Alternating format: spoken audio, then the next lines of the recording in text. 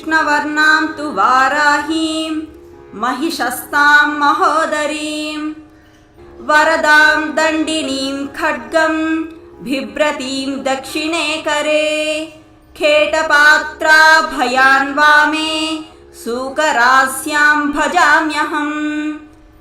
स्तुति। नमोऽस्तु देवि वाराही जयैकारस्वरूपिणी